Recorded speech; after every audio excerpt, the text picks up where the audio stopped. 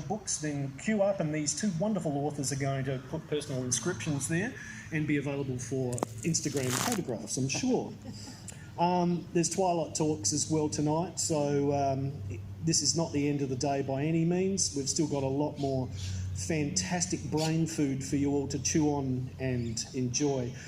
Just acknowledging yet again that we're on Kaurna land.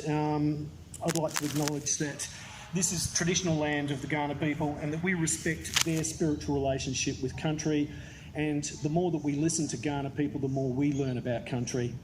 We also acknowledge that the Kaurna people are the custodians of the Adelaide region and that their cultural and heritage beliefs are as important to the living Kaurna people today as they should be for all of us. We've got a great session ahead. We've got two outstanding Australian crime/suspense/thriller novelists.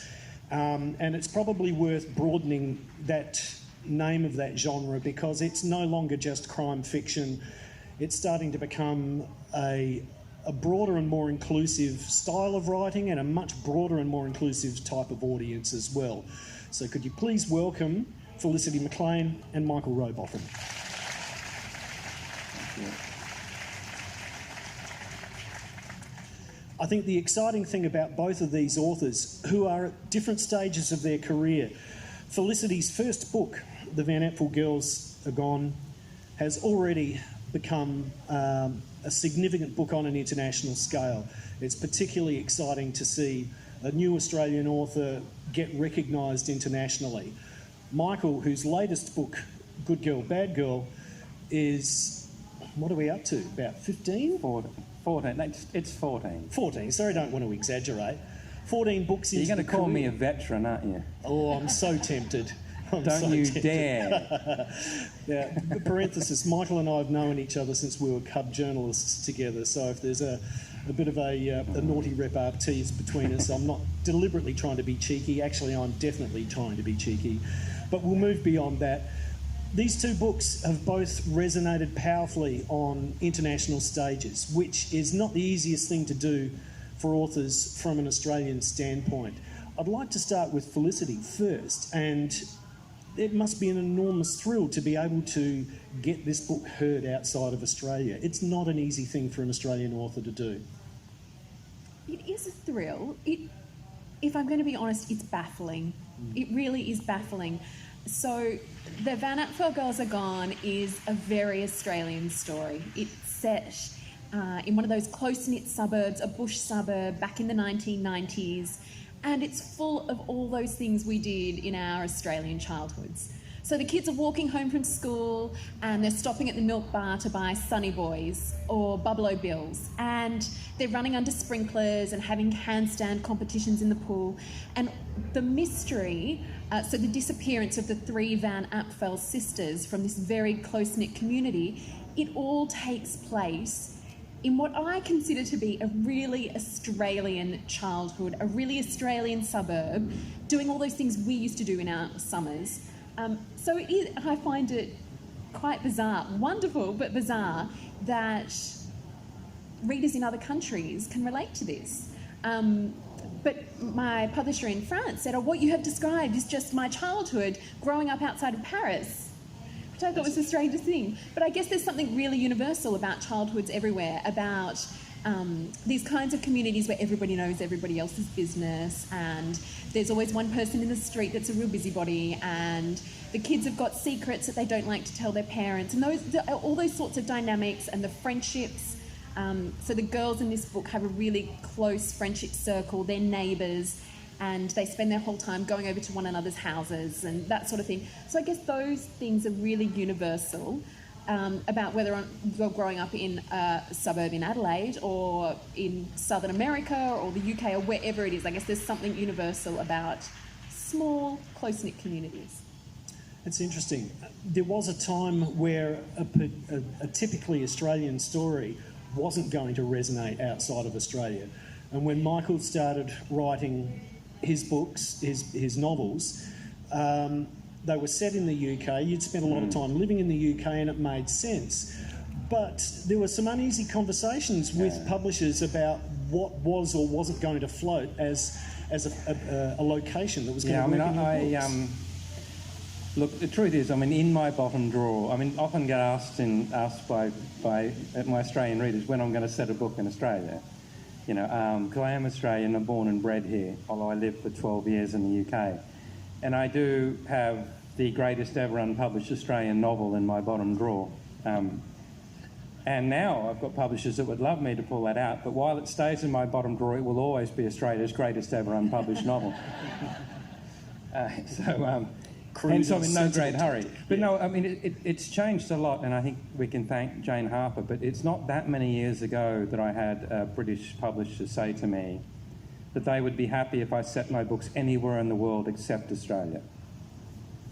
Because they said no Australian crime novel had ever been a huge international hit, apart from when you've got to go all the way back to the Boney sort of series, you know, Arthur Apfel series to see it. And I remember saying to them at the time, I said, that is until one is. And of course, The Dry was a massive international hit, which has opened a tremendous number of doors for Australian writers. And I think the truth is that there was a period of time where the British would read British set fiction and the Americans would read American set novels, and we in Australia would read the novels that the Americans and the British would deign to send us. We now have obviously a very vibrant local publishing industry publishing Australian stories, and Australian readers have completely embraced Australian stories. They love reading books.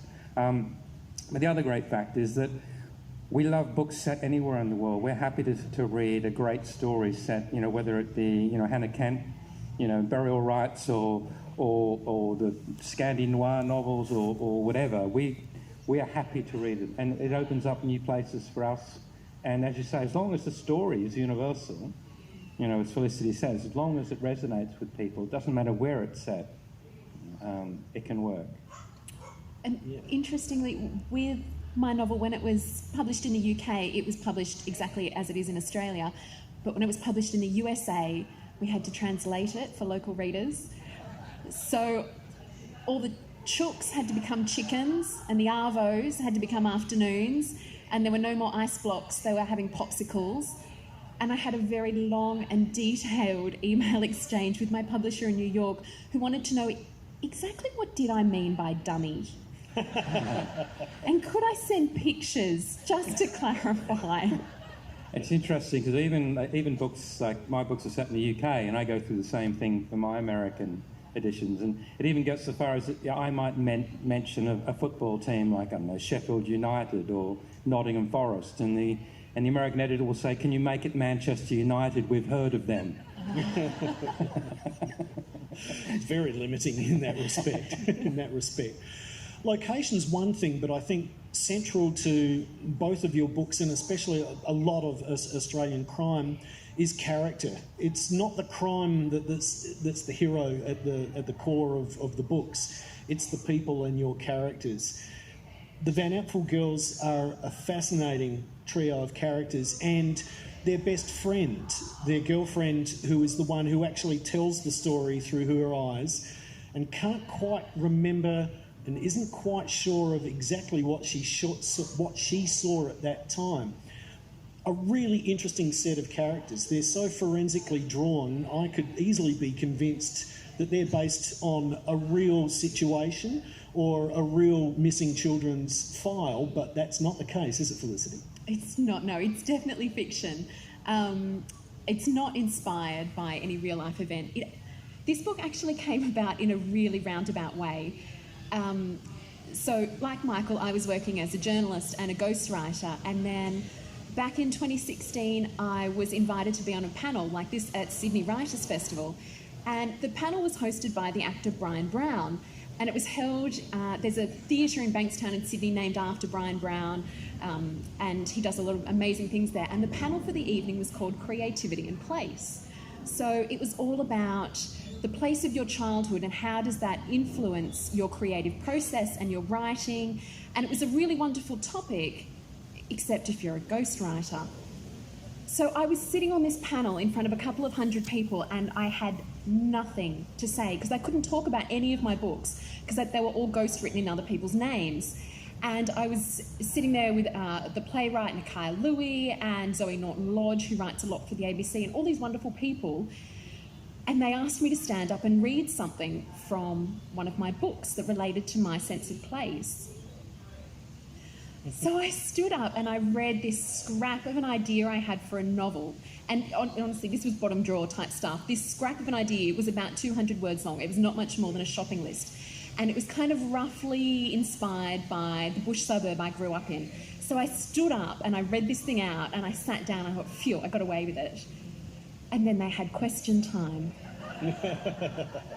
And the first person on his feet in the front row was Brian Brown. What was the name of my novel, Brian Brown wanted to know? And what happened next?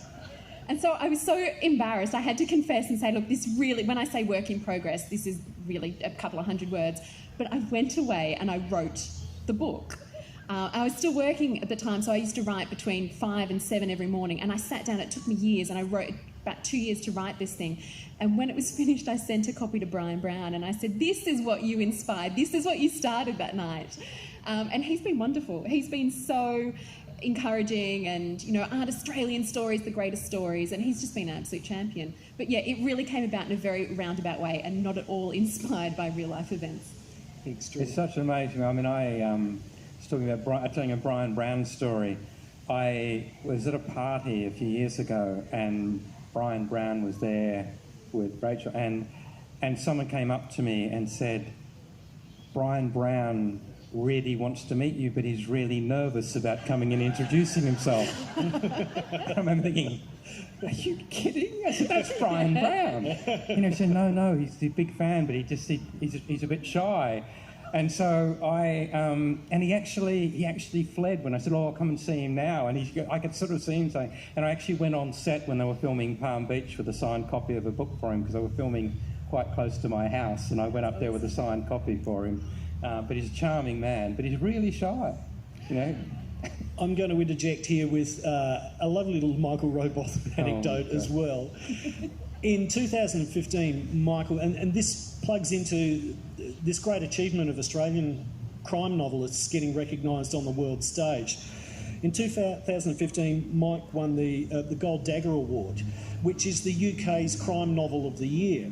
It's a magnificent achievement. That year, he beat a field that included Stephen King and J.K. Rowling, which was a magnificent achievement. But the awards event was pretty funny, wasn't it, Mike? Several. Well, one thing, I'll tell you, so I've got to thank my mother. My mother is sadly now has dementia, but you know, when I told the story at the awards of my mother when I sent her the copy of my very first novel, you know, the advanced reading copy, and I waited and I waited and I waited and I heard nothing. And I rang her and said, Mum, did you get a chance to read that book with my name in huge type on the front? And she said, oh dear, I had 3 library books to get through. Did you want me to read your one first? And I said, no, Mum, honestly, when you get to it, it'll be fine. And I waited and I waited, and eventually, you know, I rang her again and said, Mum, did you read it? And she said, I did. What did you think? It took me a while to get into, but then I did.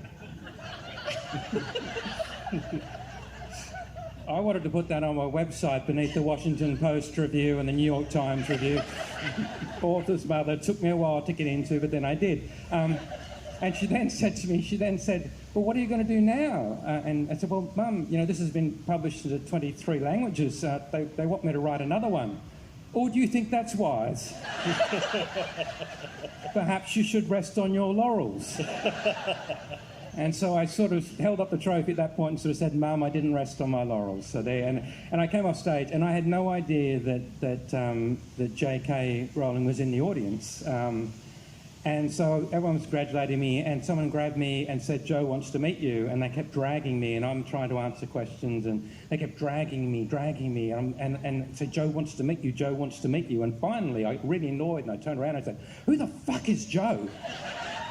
Just as the crowd parted, and there she was standing in front of me. And I was so apologetic, but all she wanted to say, she said, your mother and my mother sound exactly the same.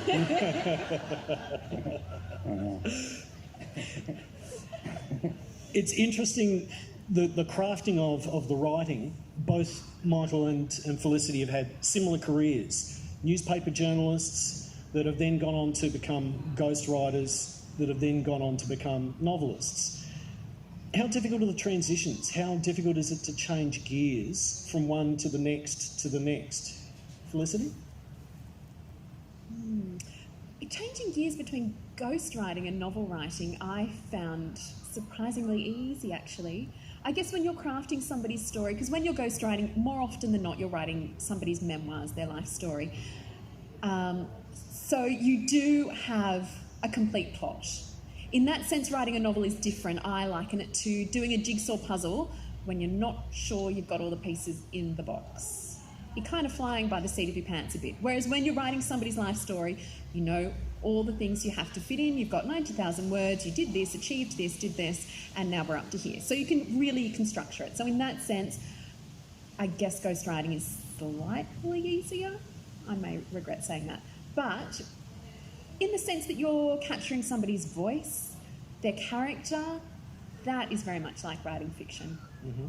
So I found when I was ghostwriting, whoever it was I was working with, I would sit down and we'd put the dictaphone on the table, and more often than not we'd have lunch together or a drink or something, and we would just chat for a couple of hours. I'd record it all, and then I would go away and transcribe it. And I would transcribe it myself. I wouldn't use a transcribing service because I found that was the best way to kind of get my ear in, to get the cadences of their sentences and the rhythms and the language they used, and I found that was the best way to try and capture somebody else's voice. And so in that sense, when you're writing characters in a novel, I guess you kind of try to do the same thing.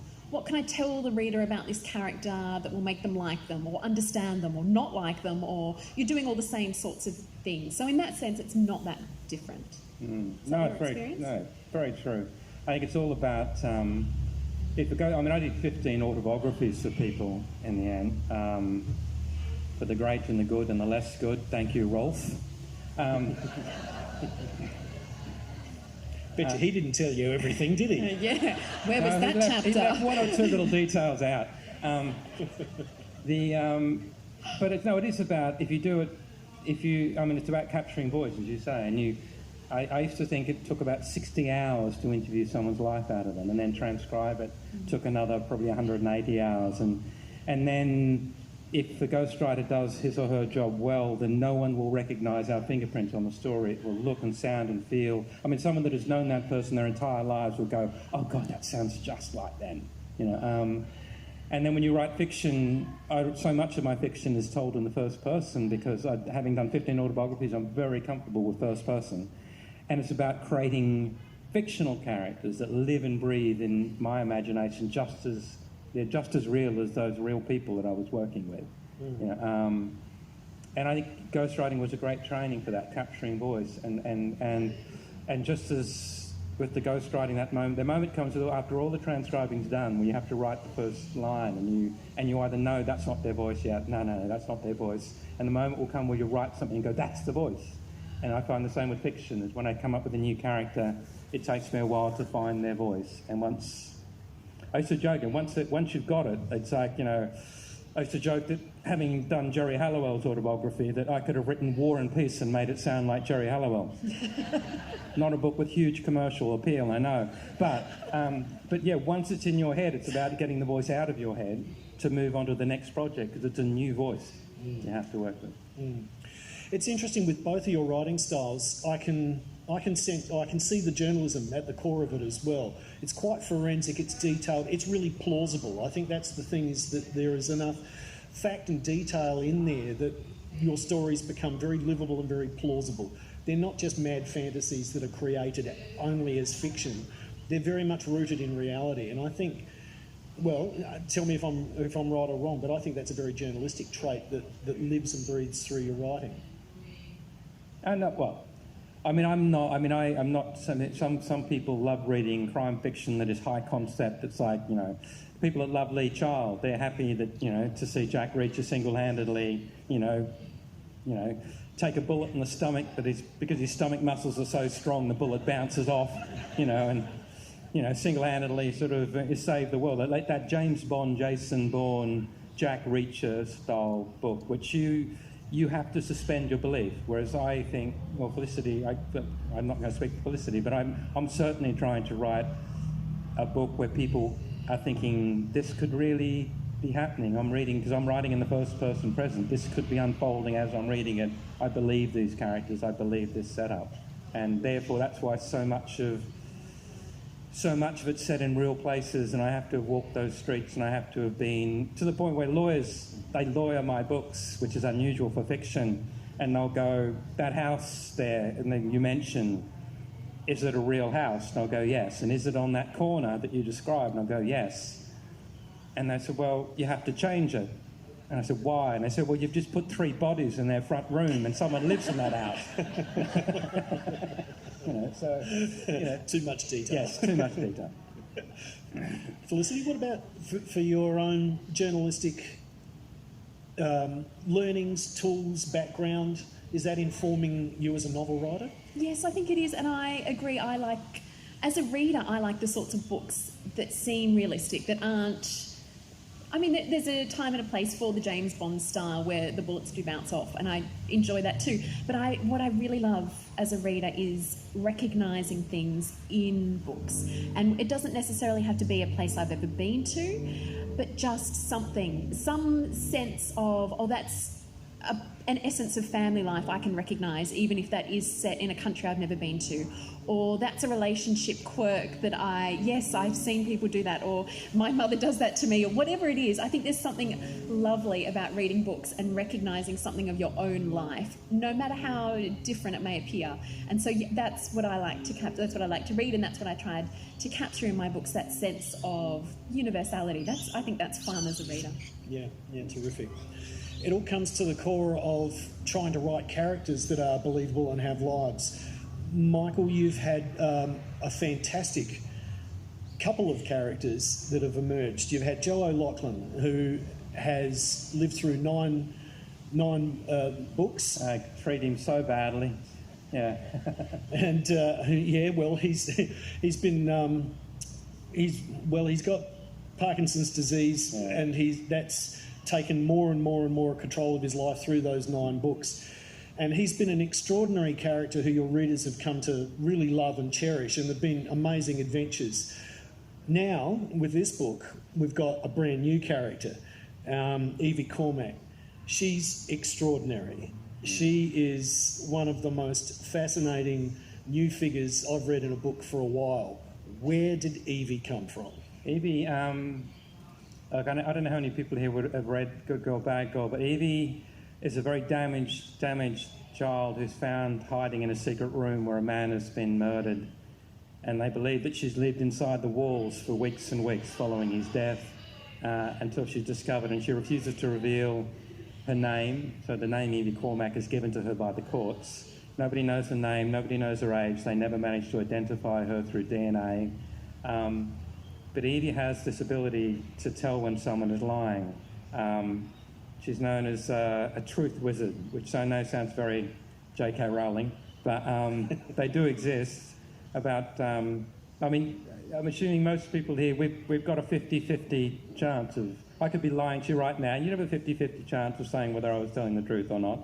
About 1 in 500 people have an 80% ability, and they are often people that have worked in law enforcement or child services or the prison system, or... they listen to lies every day, and they learn to pick them. And then there's a growing body of opinion when someone very young emerges that has the ability. They've come from a very violent, dysfunctional childhood where they've had to work out in a split second whether today is the day they're going to be hit or hugged. And this is Evie, and it's a curse, because you might think it might be quite fun to know when someone's lying, but we tell between 20 and 200 lies a day, every one of us. And you're probably sitting there thinking, I don't lie. But there's one right there. Yeah. Gee, I love your hair.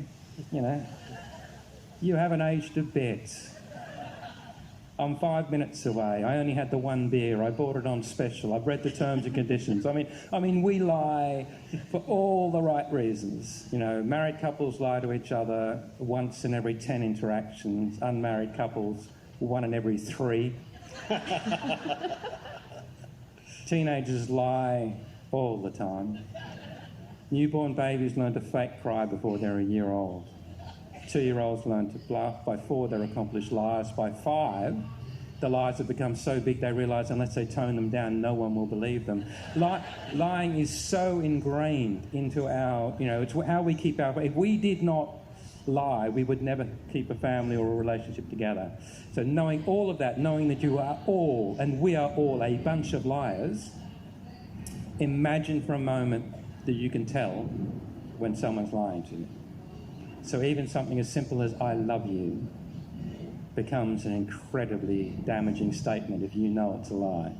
You know, and so Evie Cormack is cursed with this ability. So she's a fascinating character to work with, and it's she's probably one of the most exciting characters I've ever written. And so I come to every day when I write her, I come to the page thinking, what can I do with this girl today? Because it's an astonishing thing to work with. Just on that note, 9 books with Joe O'Loughlin and a series of 5 standalone novels in between that. This one originally was a standalone novel. Evie's not going away, though, is she? Oh, no, it was never written as a standalone. It was written to be... Because, I mean, for those who haven't read it, you get to the end and you learn a lot about Evie, but you don't learn what she was doing in that room. And for that, you've got to wait till July 23rd when a book called... this was Good Girl, Bad Girl. The next book is called When She Was Good. And you might be able to glean what the next one might be after that. But typically with this one was I finished the first novel with no idea what Evie was doing in that room. Now, this fascinates me. So I've had to write the second novel. Is this one of those lies you keep telling me about? No, I've had to write the second novel based on the clues that I gave myself in the first one, which has been... Because I don't plot in advance, so I never know how a book's going to end when I start. So, yeah. Now, I interviewed you for the Daily Telegraph years and years ago about your book, The Wreckage, and I remember asking you at the time, are you a plotter or a pantser? Do you fly by the seat of your pants? And you said back then that you didn't plot, and I found that astonishing because your books are so intricately plotted. But you've written this entire book without knowing why Evie was in the room. No. And we all have to wait till July to find out. Someone asked me a month ago before I delivered, do you know yet? And I said, I'm almost there. I once wrote, I wrote a book called Say You're Sorry, and I got to the penultimate chapter. It's about 2 girls that are kidnapped, and I didn't know who'd done it. But there were 6 possible suspects, and I made them equally credible because I didn't know which one was going to be when I got to the second last chapter. How do you sleep in the last few weeks leading up to deadline? Do you sleep well? No, not at all. Not at all. My wife always says she's pleased when I finish a book because she says she gets me back. And the really interesting thing is, particularly when I write female characters, it's like I'm having an affair with another woman and we will be out to dinner and she'll see my eyes glaze over and I'll get a kick under the table and she'll go, you're with her, aren't you? Yes. There's one example of a writer not playing by what you would think are accepted rules. Felicity, you've pretty much done the same thing. We were talking earlier about where the Van Apfel Girls goes as a story, and you didn't play by the rules either, and this is your first novel. Yeah, that was audacious, wasn't it? It was. So it's not conventional in the sense that it doesn't have a neat ending. It's not a whodunit. It's a mystery that is open-ended, very much in the same vein as Joan Lindsay's Picnic at Hanging Rock. So these Van Apfel sisters disappear, and our lovely narrator, Tika, who is 11 and 1/6, tells us about the disappearance. And as we learn more and more about the backstory and the girls' very religious home life and the strange teacher at school and all the different characters in this community, there's plenty of plausible scenarios for their disappearance, and there's a couple of possible suspects, but we never know definitively what happened on the night they disappeared. There's a beautiful coming-of-age quality to it, though. Yeah. Yeah, that's what I was. Yeah. And it is very much inspired by Joan Lindsay's book, in the sense that I was fascinated by Picnic at Hanging Rock, and here is this novel that was written 50 years ago that we're still, we've recently had the BBC TV series. We still talk about, people go there believing the story to be real. And I wondered what magic is this that Joan Lindsay has crafted, where she's created a novel, a mystery, and she doesn't give us a definitive answer. And so I thought, I'll have a go at that. I'll have a go at doing that. And all I really wanted to do was create a mystery where there was enough going on in the novel itself that to get to the end, the reader didn't want to throw it across the room because on the last page they didn't get and the answer is. Because it's not, there's plenty of, we learn all about the narrator Tika, and we get her journey, and that is complete, and hopefully there's a great deal of satisfaction there for the reader because they know what happened to her. And the real story is her journey. But we don't definitively learn what happened to the Van Apfel girls. So in that sense, I guess it was a bit of a risky thing to do. But so much, I think that's what's the beautiful thing about it as well, because so much of life we don't get a final answer. We don't get the answers to things that we really want. But I think if it's satisfying enough to see Tika grow, and you see also there are enough clues there where you can draw your own conclusions, and I think that's why it works as well. And do you remember back in the olden days, before... Oh, I definitely remember the olden days, yeah. Before we had phones, and we used to go out for dinner, and you'd say, I saw this movie the other day and it was really good and it had that actor, what's his name? And nowadays we reach our phone and we look it up immediately on Google. But back in the olden days before Google, we didn't have the answer to everything all of the time at our fingertips. And I think we were a bit more accustomed to going, sometimes in life you don't know the answer to everything immediately on tap. We were just slightly more accepting of, these things happen, these mysteries happen, and they're tragic and terrible, but that's life. And sometimes it is an inexplicable mystery. Sometimes we won't have all the answers. And that gave rise to the great Australian art of bullshitting, of course, as well. But and you look at, I think it's interesting because, obviously we're in the setting of, we're talking Beaumont children territory here, one of the greatest ever unsolved Australian mysteries, and I think, it's always going to be a great tragedy when 3 children go missing, but how much more mesmerising is that story because it's never been solved. That's why it keeps capturing the public's imagination, and why every new story, every new book about the Beaumonts, it changed lives, and I think mysteries can do that if they don't have an ending. How much craft does it require then as a writer? You've both launched on unconventional paths with your writing. How difficult is it for you to draw the conclusion that you're satisfied with? You were talking about not wanting to throw the book across the room. How quickly did you arrive at something that you were satisfied with, or was it a difficult, a fraught process that needed rethinking? Yeah, I think writing a book is always a fraught process. I'm yet to have a really smooth process in writing a book. There's always going to be stages where you think, oh, what have I done? What have I started? How am I going to finish? Especially when you get sort of halfway or 3/4 of the way through and you think, I'm never going to get to the end of this. I would say I would be worried if there wasn't an element of that in the writing process.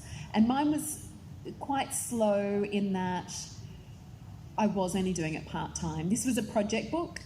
When I started writing it, I had no agent. I had no publisher for it.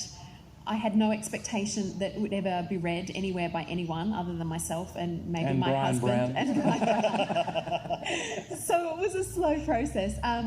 But at the same time, it was a very fun process, and it was a surprisingly funny process. I think the book, there's a lot of black humour in there, and that wasn't deliberate, or I never set out to write a book with humour in there, but I feel like that's a very Australian thing, to have that sort of gallows humour.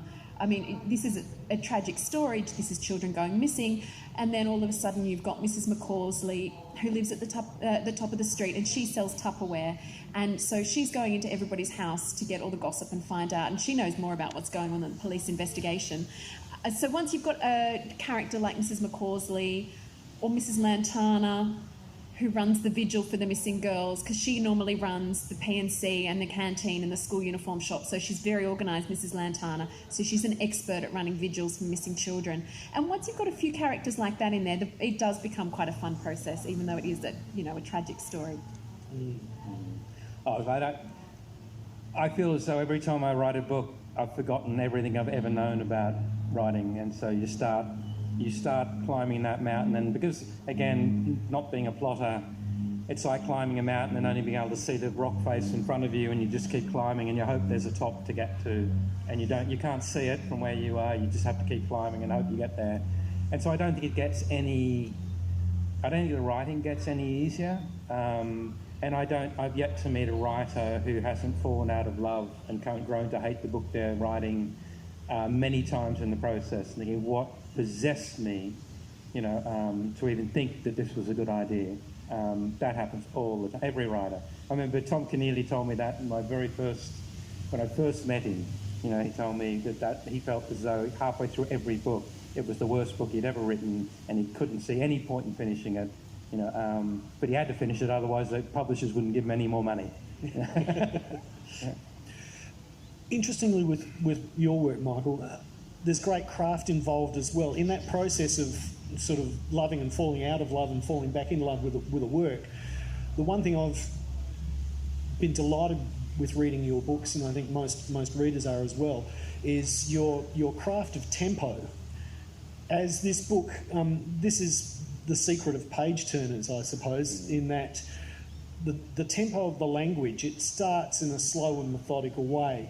As the loose ends start to come together in this book, the actual speed of the language starts to accelerate.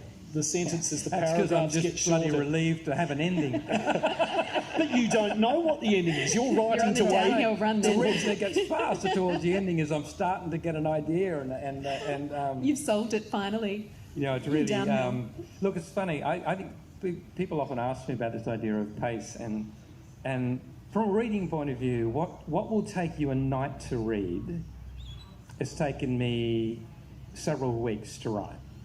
And so I'm sitting there poring over this day after day thinking, oh my God, this story is so slow. It's taken me 2 weeks to get someone from there to there. Whereas and I'm thinking, oh, this is so slow. Oh God, this is going to be awful. And it's not until I read it back and I realise that actually, because you're going to read that in the space of an hour, it's not slow at all. It's got tremendous pace. So I think it's an odd thing that the speed is generated by the slowness of the writing. It's weird. Inverse. It's counterintuitive almost, yeah. Almost inverse. Yeah. One of the really interesting things about the crime idiom of writing at the moment is that so much of it is being transferred straight to screen now. A lot of books are ending up as either series or movies, and both of these books are bound for the screen.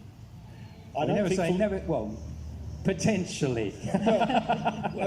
Potentially, yes, but certainly Michael has got quite a few works that have made their way to screen, and there's certainly interest shown in Felicity's work going to screen as well. That must be a particularly exciting time for authors, this distance between something being on the page and the possibility of it having a second life. It's coming around a lot quicker than it has previously. Yeah, I think there's a much greater demand for content now. People are content hungry because of these streaming services like Netflix and Stan. So there is huge demand for content, which is great news for Australian writers in terms of, you were saying earlier, weren't you, so many more books now and making it a small screen, if not big screen. Yeah, it's an odd thing. I mean, I used to be really... the first ghostwritten book I did was the story of Margaret Humphreys, the Nottingham social worker, and that got turned into a film called Oranges and Sunshine, which was actually shot here in Adelaide. Most of it was shot here in Adelaide. And, I mean, that was optioned in 1993, and it took 17 years to get made.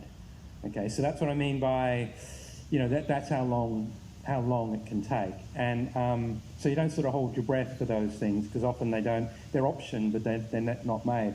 And I'm always, it's lovely to have a second life, for a creative work to have a second life. I'm always slightly I'm always slightly worried that, like, you get the question from people, has anything you've written been turned into a film or TV? And the subtext of that is that we won't consider ourselves to be successful as writers until someone's turned one of our books into a shitty TV show. But which is not, you know what I mean? Because the chances of it being made are slim, and the chances of it being really good are slimmer again. You know, but it's sort of, I'm growing more in love with it, mainly because The Secret She Keeps has been made into a 6-part TV series which goes to air here in Australia in, I can't tell you when, but let's just say it will be April, May time. And that's the first I've ever had a direct involvement in it, because the Germans have made films that I couldn't be involved in, and so it's been an interesting process to be in the writing room and watch that happen. But I have discovered a really important thing about why I love being a novelist, because as a novelist, I'm God, you know, and I write what I want to write. But when you work in TV or film and you get producer notes, network notes, director's notes, foreign distributor notes, actors, all of them say, no, our character wouldn't do that or this, or, I mean, you have all these cooks, you know, and I just feel like telling them all where to go and sort of saying, hey, my book, do it this way. But you can't when you're working in TV or film. So I'm not going to give away writing novels to go off and work in film or TV. Definitely not. The one interesting thing you were saying, though, that when people are looking for screen ideas now, they want to see a novel first. It's not just...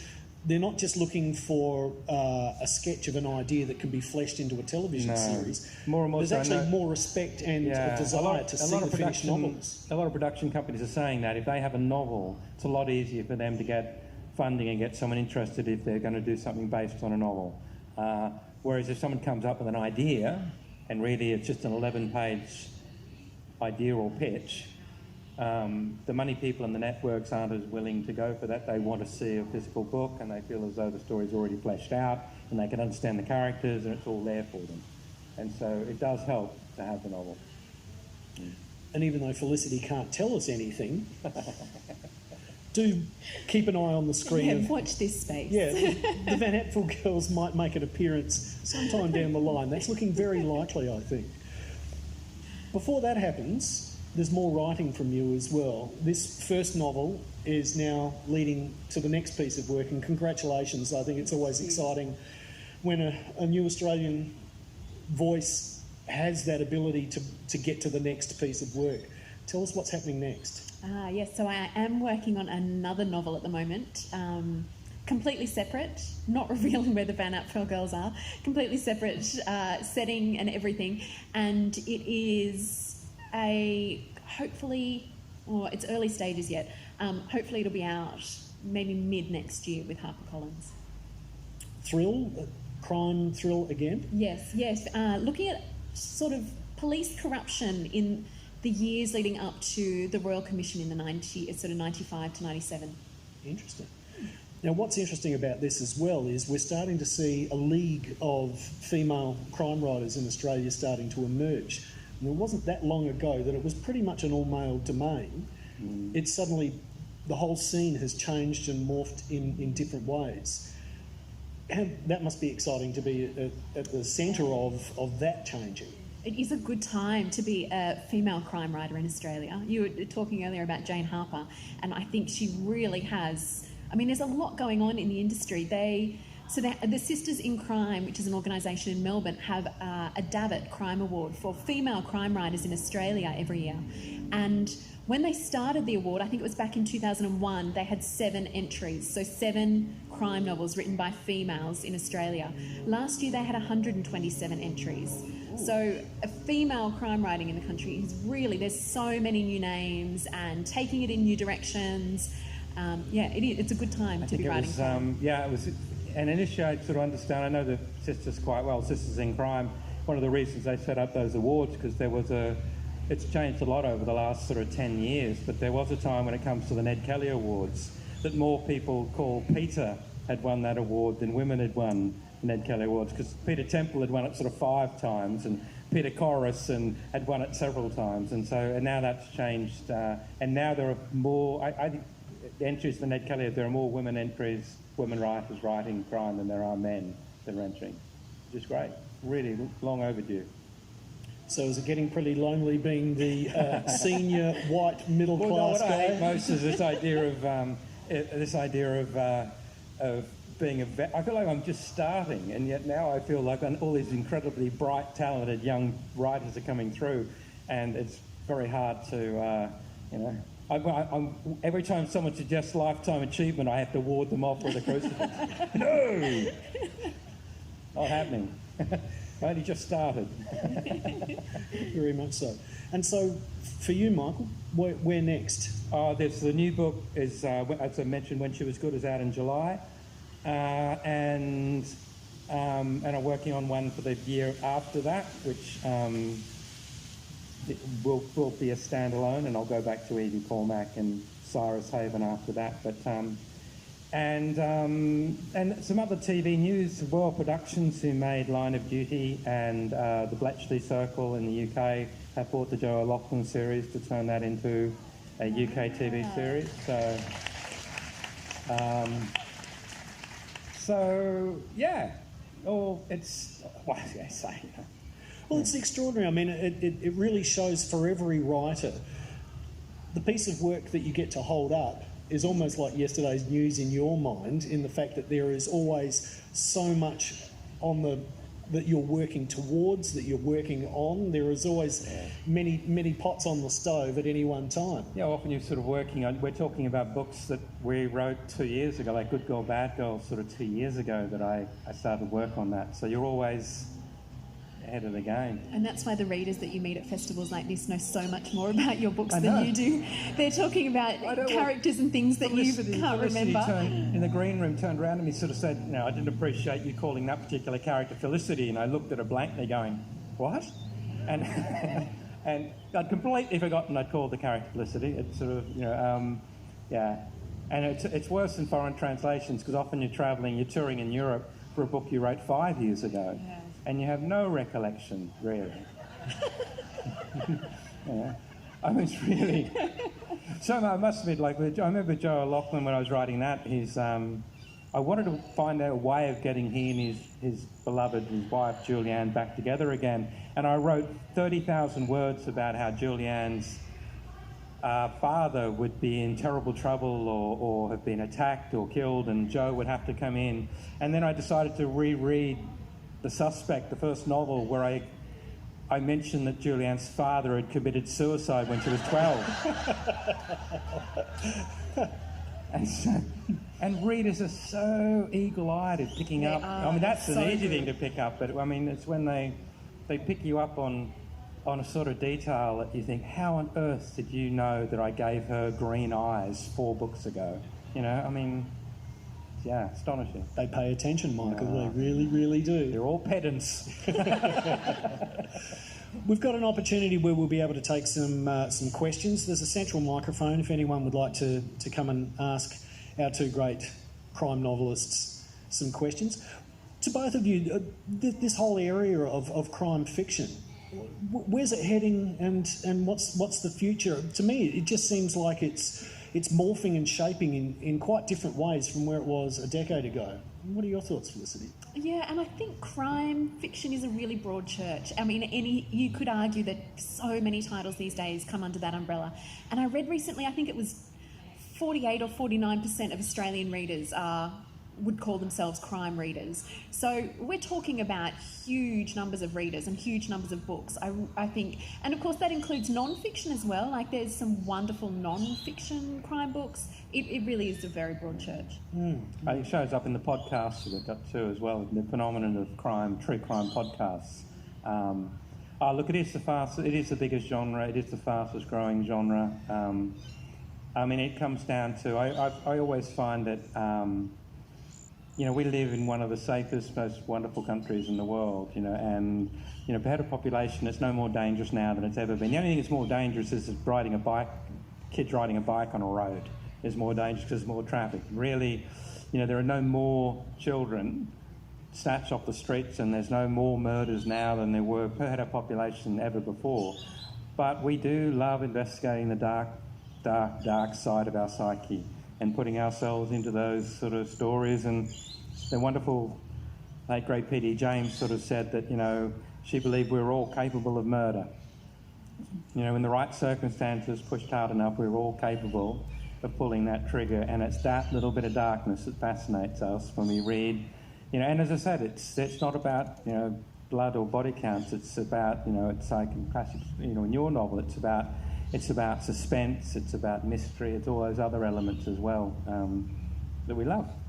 Long may it continue. Absolutely.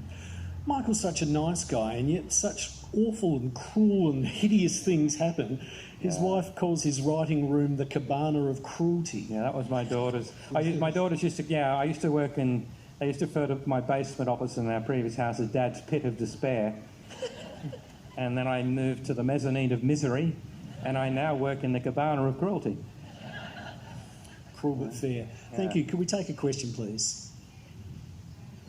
Part of my query has already been answered, plotter or pantser.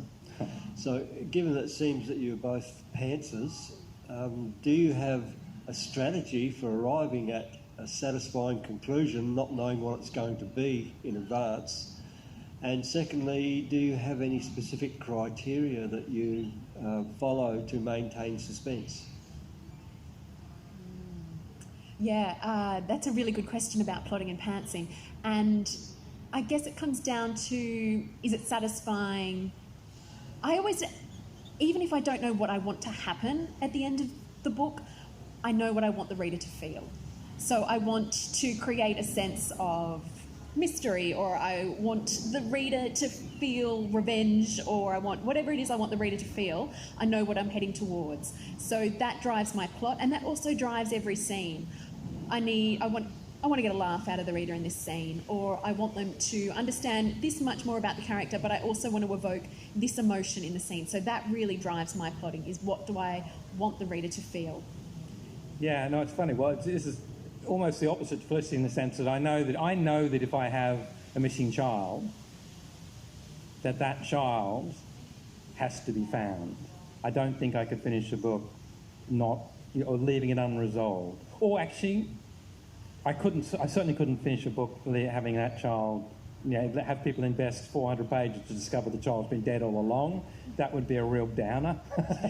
I once was told by a Scandinavian journalist that my endings were too neat or too Hollywood, and that it would be far better if they were like sort of, if there was a blizzard and you never discovered what happened to whom, they would think that was enormously profound, and it would also be deeply unsatisfying. But look, quick answer to that question is, as long as when I'm writing, I can see 4 or 5 ways for the story to go, I'm very comfortable.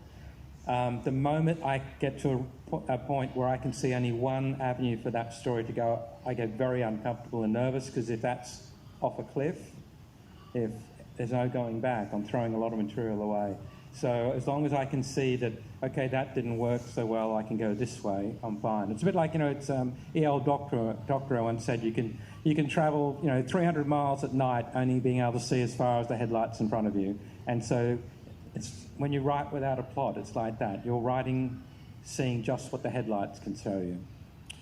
When you reach that point, if you reach the point where it's all narrowing down and there is only what you think is one possible conclusion, have you invested so much that you can't backpedal? Can you go backwards and rewrite again? I've thrown 70,000 words away of books, and so it hurts a lot. I think. Look, as I said, most of the time I don't know how it's going to end, but at some point, maybe 2/3 of the way through, I get a vague idea of it, and then I think I can't reach it. It's like seeing the ending, but I can't get there. And then I either find a better alternative ending, or I manage to get there in the end. But it's sort of, it's organic. It's like riding without a net. I liken it to, at times, you swing out like an acrobat and you let go and you tumble through the air and you hope to hell there's something swinging towards you to grab hold of, because otherwise it's going to hurt when you land. But it's exciting, though. I mean, when I come in from my office, my cabana of cruelty, and I say to my wife, you would not believe what just happened. Now, if I haven't seen it coming, then there's no way I figure you will have seen it coming. So, fantastic. Can we have the next question, please? Will you continue to change the language for other countries, or will you join those authors now who include words that need to be understood by other countries? Yeah, that's a really good question. Yeah, it's interesting, isn't it? At what point is it taking away from the story if you're getting rid of the slang? I didn't realise I used so much Australian slang until I started talking to overseas publishers. And I think a certain amount of it adds to the sense of place. We were talking earlier about Hannah Kent's burial rites, and there's so many names and family names and local words that really build the story for you. So I do think if you lose too much of the local language, you lose a sense of the place and a sense of the story. At the same time, you need your readers to be able to understand it without it being arduous so it is a real balancing act. And on that front, I'm generally happy to be advised by editors and publishers who know their readers and know their local markets and say, yes, they will read this and understand that. No, they won't get what you mean there. And you push back. I think you at times, if it's clear that you can see in context that they will work out what that word means by looking at the context, you'll say, well, there's no need to change it. But if you can look from their point of view and say, okay, someone could really misunderstand that phrase. So, it's like, typical example, I've just been working on an American edit, and I refer to someone as being a dog spotty. And now that, in America, that's called a drudge. But I figured from the context, they'll work out. She talked about being a dog spotty doing menial tasks. They will work out what a dog spotty is. I don't need to change that. So I think it's a word-by-word situation where I just go through and say, yep, no, and fight it out with the editors. Is it experience as well? You're at different stages of your writing career. I think you could be a bit more dogmatic and dig your heels in and say, hang on, wait a minute. That first novel of mine, The Suspect, the American, and I apologise for any Americans in the audience because I don't actually agree with what my publisher said, but my American edition of The Suspect was 3,000 words shorter than any other edition. Wow. And because they said to me, American readers aren't as intelligent as British and Australian readers, and they won't understand the psychological references to this, and it'll be too slow for them. And so can you... And I actually fought with my American publishers to the point where I was in the Doubleday building in what's known as the Clinton dining room with the head of Doubleday, this incredibly powerful man in publishing. I was a first-time novelist, and I was jabbing my finger at him going, I'm trying to create a 3-course meal and you're turning it into a Big Mac and fries. That would have gone down well. Oh, yeah. My agent was sort of trying to put his hand over my mouth going, do you know how powerful this man is? But let me tell you, 3 years later, I got them to republish The Suspect, and it is now the full version in America. Yeah, great. What about for you, Felicity, in being a first-time author? How far do you think you can go trying to assert what you want, or are you in a position where... I haven't gone around telling anybody that they're serving up Big Macs. As a first-timer, I really do feel...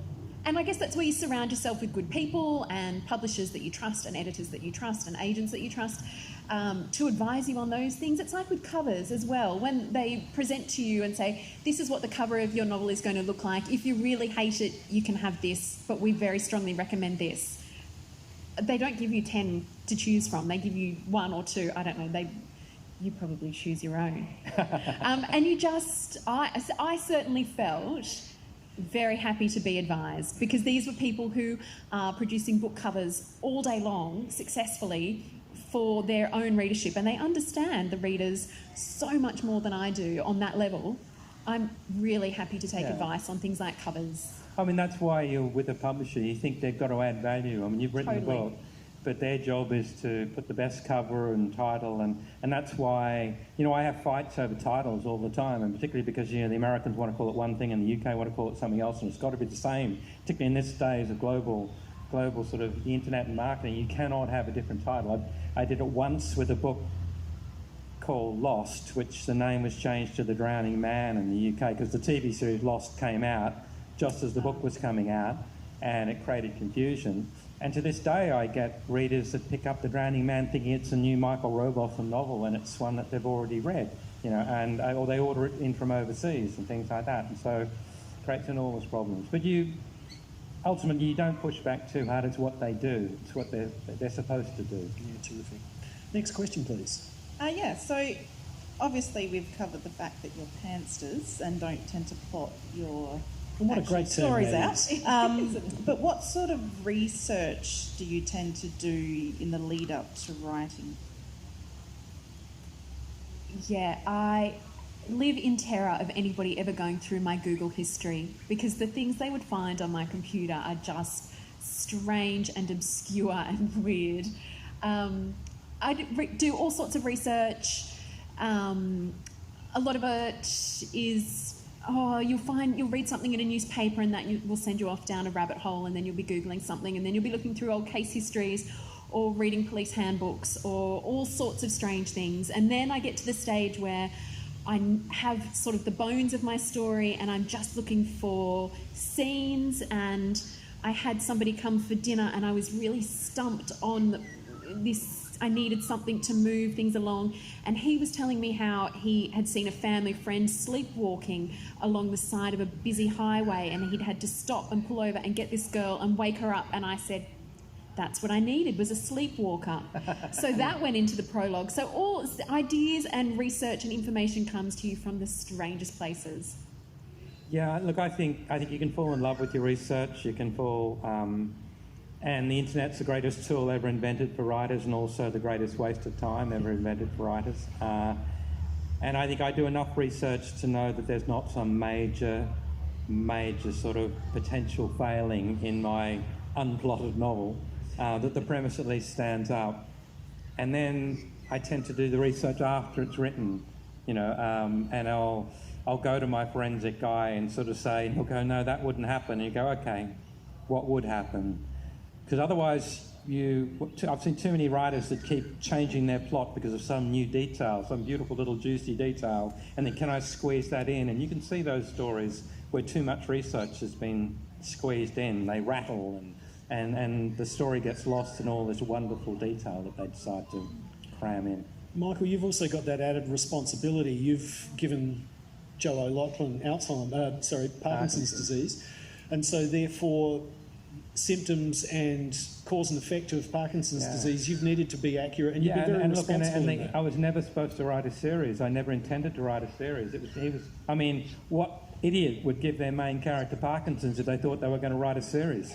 I thought it would be a one-off novel, and he didn't come back until my fourth novel.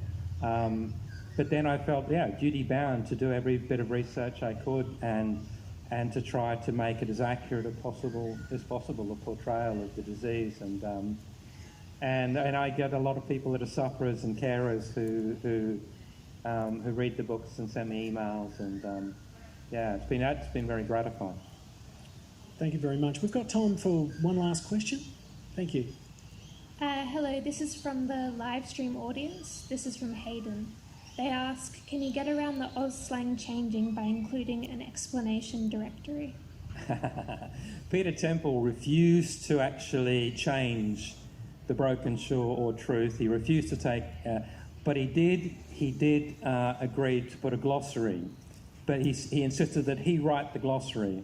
And it's one of the funniest pieces of writing you will ever read, and you can probably find it online, actually. I know it's been republished in a book called The Red Hand, which is a collection of Peter's essays, and which was published by Text earlier this year.